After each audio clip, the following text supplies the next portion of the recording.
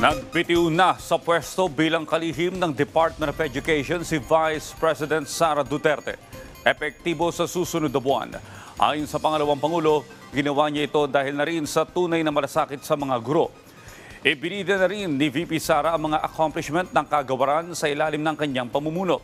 Alamin natin ang detalye sa report ni Soo Jin Kim. Mismong si Vice President Sara Duterte ang nag-file ng kanyang resignation letter sa Malacanang. Nagbitiw siya bilang kalihim ng Department of Education at Vice Chairperson ng NTF-ELCAC. Ang kanyang resignation ay effective July 19, 2024.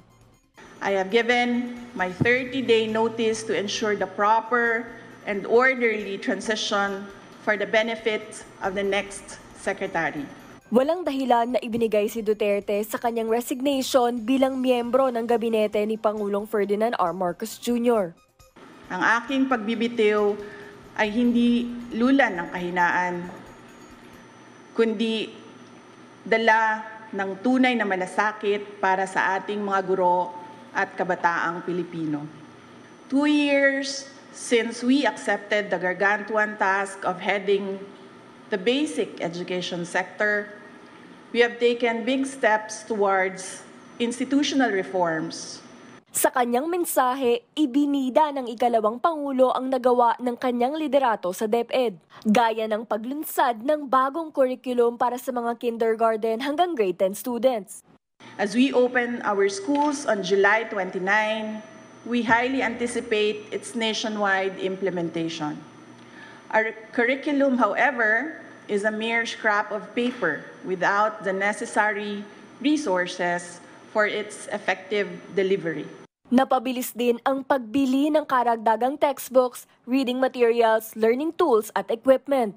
By the first half of the year, we are on track to complete our textbook procurement as well as the purchase of e-learning cards. Iginiit ni Duterte na limitado ang kanilang resources sa DepEd pero hindi yan naging hadlang sa kanyang tungkulin.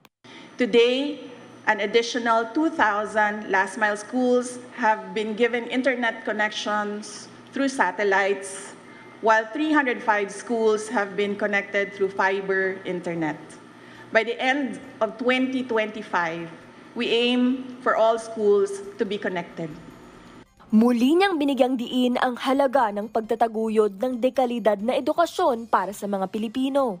No child should be left behind.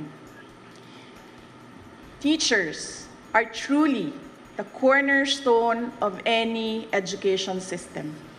Pinasalamatan ni VP Sara ang mga partner agencies, LGUs, private sector partners at ang kanyang mga kasama sa DepEd. Pinuri rin niya ang sakripisyo ng mga guro. To our teachers, words can never capture how grateful the nation is for your sacrifices, for your passion, and for your unrelenting commitment to rearing the youth. Sa 2 taon nating pagsasama, ang kwentong nabuo natin ay kwento ng kapit-bisig. Ngunit anumang kwento, kahit gaano kaganda, ay sadyang nagtatapos rin. Soo Jin Kim para sa Pambansang TV sa Bagong Pilipinas.